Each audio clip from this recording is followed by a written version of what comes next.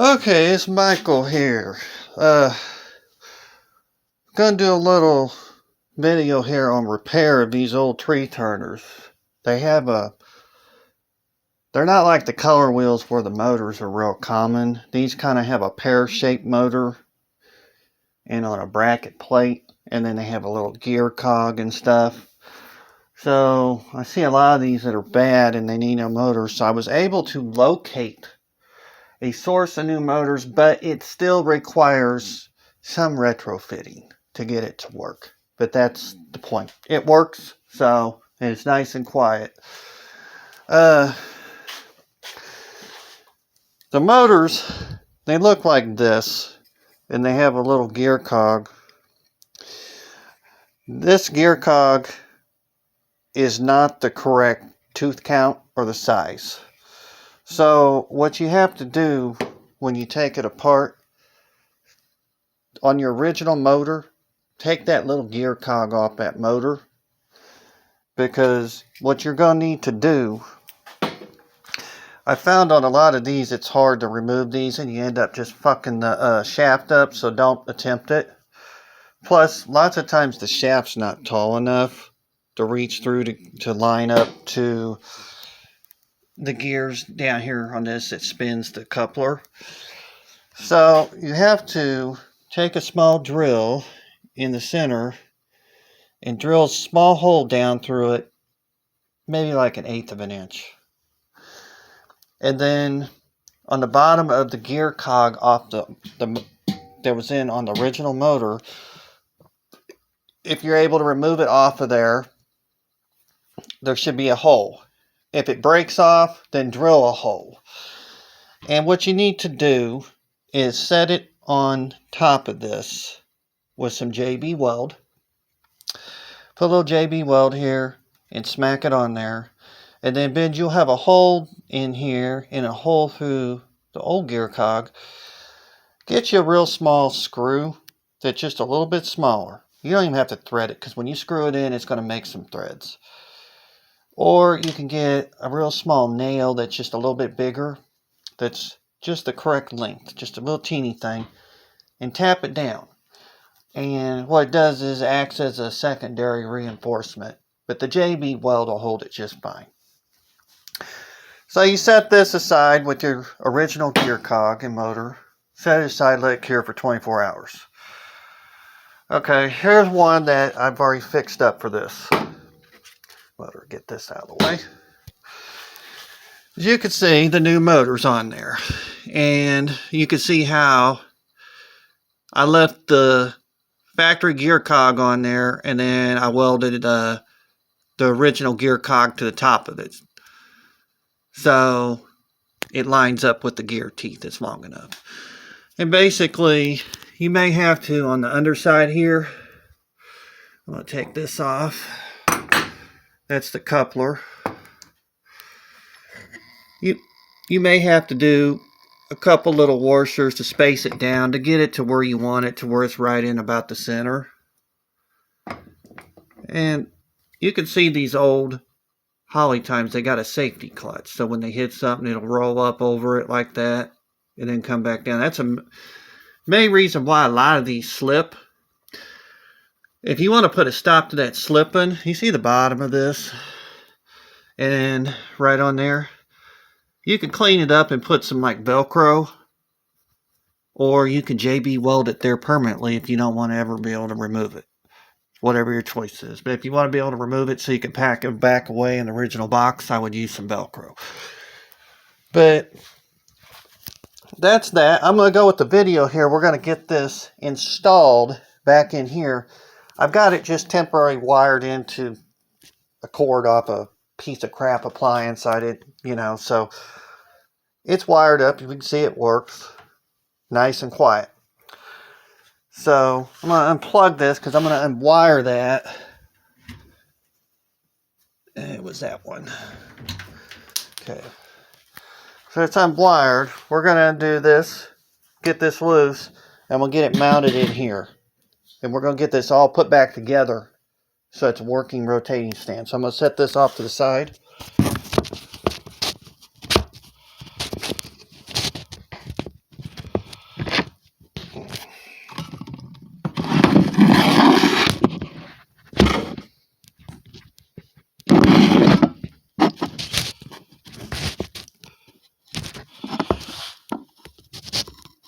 Okay. Yeah, I think that's good. Gonna remove the coupler. Of course, unplugged. No electrical current. We're gonna unwire these. This was just to kind of test it out, see if it was a good motor. I'll unhook all this. Hook all this.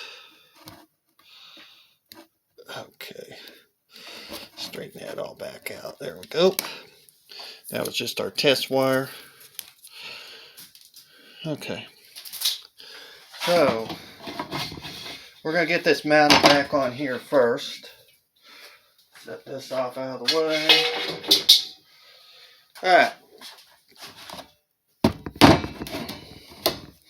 So we need to position this on here where it lines up with the hole on the center plate. So, I'm pretty sure this is the correct way.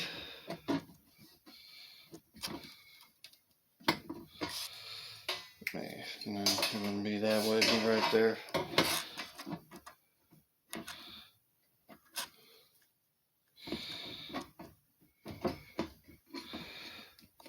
Yeah, you just have to flex that down so it lines up.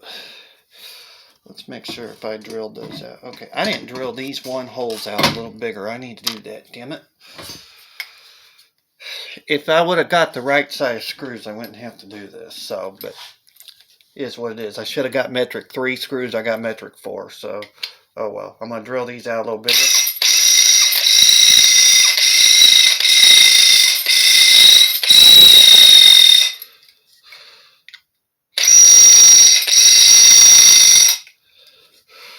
It's best to do it like this. And that piece of wood. There we go. Damn.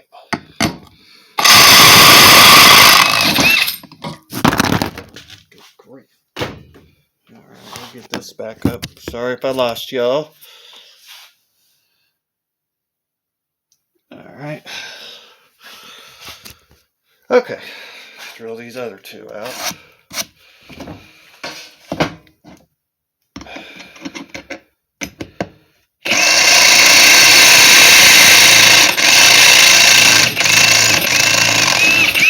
There we go.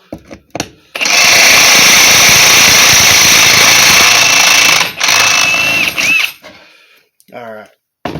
Perfect. Made those holes a little bigger for that. Okay, it was this way. Alright. Now, this part here will be lined up with the dead center, so that's the way we want it. What we're going to do, there's 4 holes on the bottom of this pan. We're going to put 4 of these little screws through. I'm going to do one side at a time. Get them on there. Come on, baby. They originally did pop rivets on this, but you know, you don't have to do that. You can do nuts and bolts. Makes it a lot easier. So, to get it off. Okay.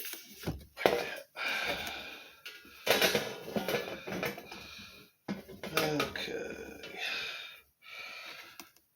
There we go. Come on, baby. And then screw it up. There we go. Okay. And we're gonna put a little lock washer on there. Got the nut. Okay. Let's get over here and do this up and just get it threaded a little bit. Okay. Yeah, to the bottom. Do a little lock washer. Okay. And we're going to do a nut. Kind of get it threaded on there a little bit. Okay. And we'll come over to the other side. Probably have to flex this a little bit to get it to line up. It's alright.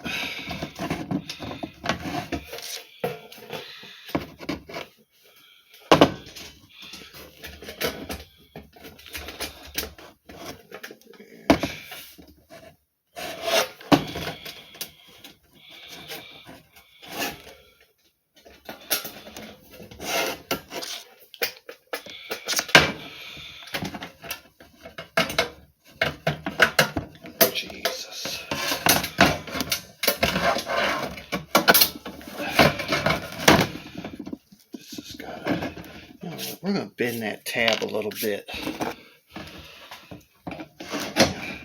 There we go. Awesome. I don't know how that got bent, but okay, we corrected that issue. Try to get this. There we go. Now we're going to do a lock washer and a nut.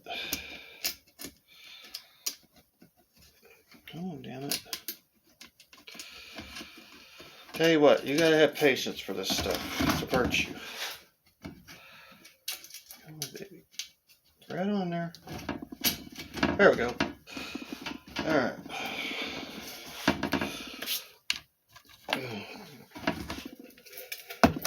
We're gonna do another bolt through the bottom. There we go. Through there. Put a lock washer and nut. Okay. Now we got those threads. We need to get those tightened up. So let's see here. What were those? Little Phillips heads. Oh, let me get it. The screwdriver here.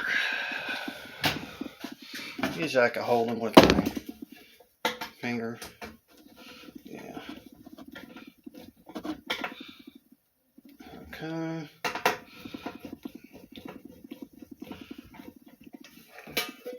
I'm going to get tight with a pair of vice grips on the other side. Go.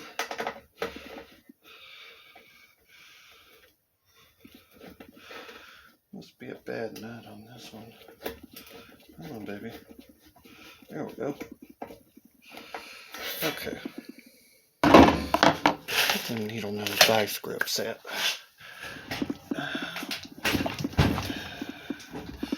There they are. I'm going to put a pair of needle nose on that nut on the other side. Kind of hold it. And we're going to do a final tightening. There we go.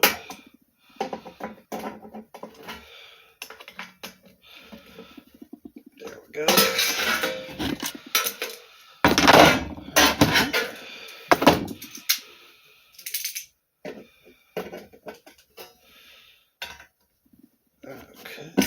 Okay. This does is make sure it's real tight. It's not vibrating. Vibration can give you noise. Alright. Now we got the motor lined up. This is dead center. So when the coupler is put down on there, work. Need to get this wired in. So we have our two wire caps. And we're going to wire one wire to one side, one wire to the other side. So,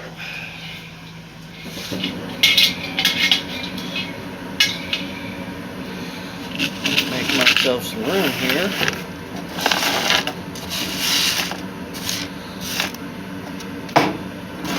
Alright. This is the lead wire that comes from your outlet. So, straighten all these out. Really don't need that much.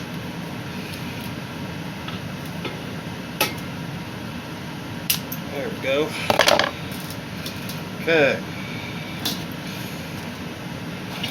One wire to one side. You always want to start to twist these. Don't ever trust these wire caps to do that. Then put a wire cap on. Okay. Then one wire to the other side. Always twist them together by hand first. Never trust a wire cap. Put Put that wire cap on. Okay. There we go. Alright. Usually I like to get a little electrical tape and wrap those, so I'm going to grab some of that real quick, just as a secondary precaution.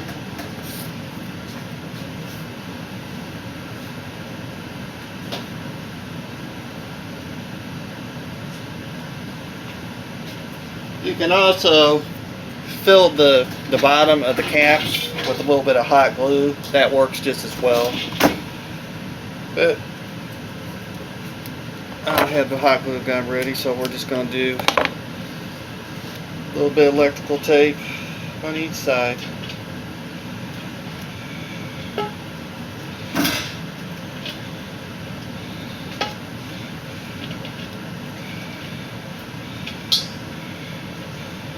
Wrap each one. There we go.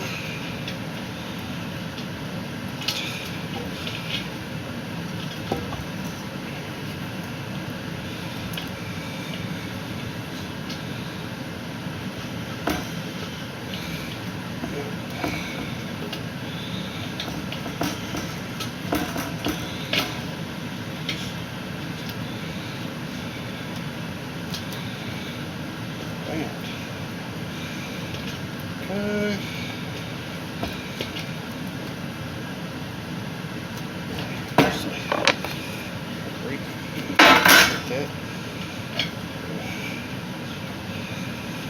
Okay. Those are taped off nice. Now we're going to line the holes up. You got holes down here at the bottom and then holes up here. So you're going to line the holes up.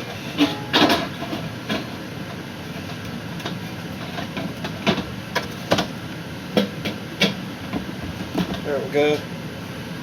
And you're going to start nuts and bolts. Okay. Do a lock washer.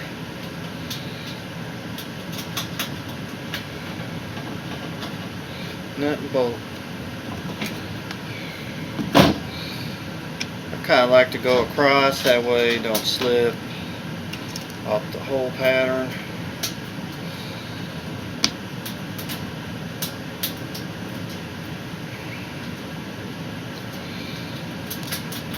Okay.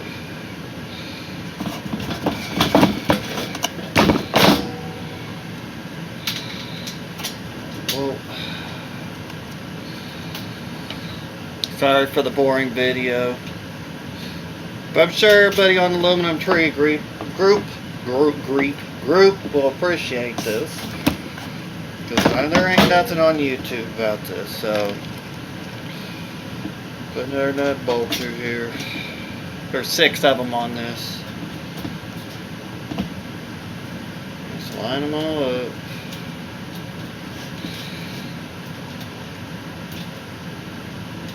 Patience is a virtue.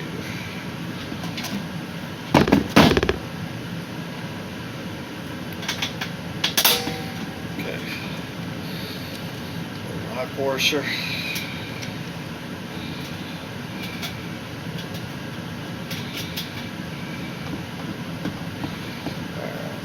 One more.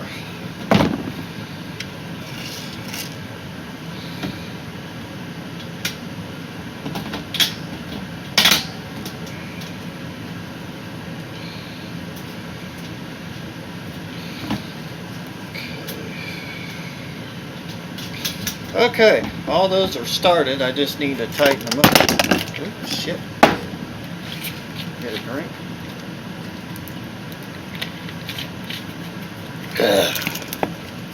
Alright.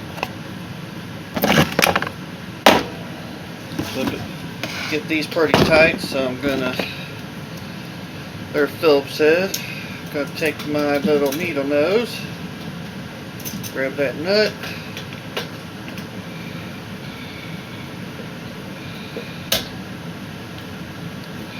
There we go. Going down.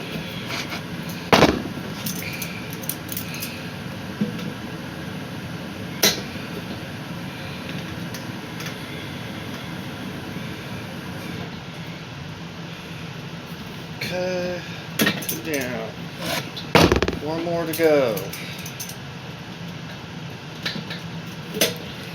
Point is to get these real nice and tight. Okay. 3 down.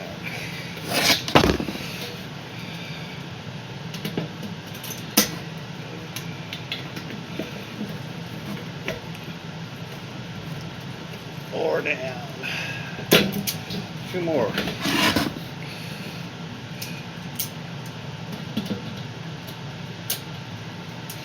Come on, baby. Go. That's why you gotta have tools. Tools are essential. Okay. One more.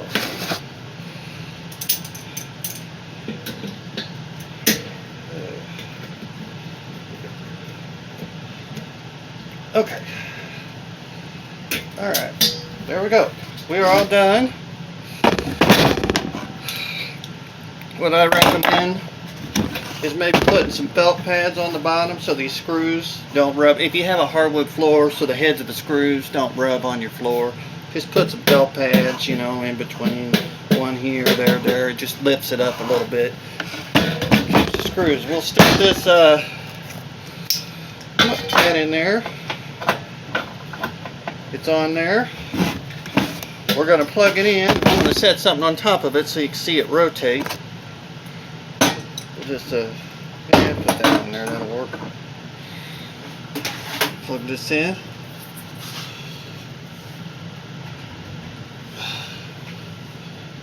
All right. We're rotating. We're all back together. This is a working tree turner now with a brand new motor. So I'm going to conclude this 24 minute video but how to fix a holly time. Always make sure when you do any of this kind of work you unplug this stuff. Do not work on any of these motors with this stuff plugged in, or you will get electroshock therapy. But you can see how quick, how quiet it is. And it's rotating at a nice, 3 to 4 RPMs per minute. So, anyways, thank you for watching. And this got the original paperwork. Looks like it's from 1961. Thanks for watching and have a wonderful evening.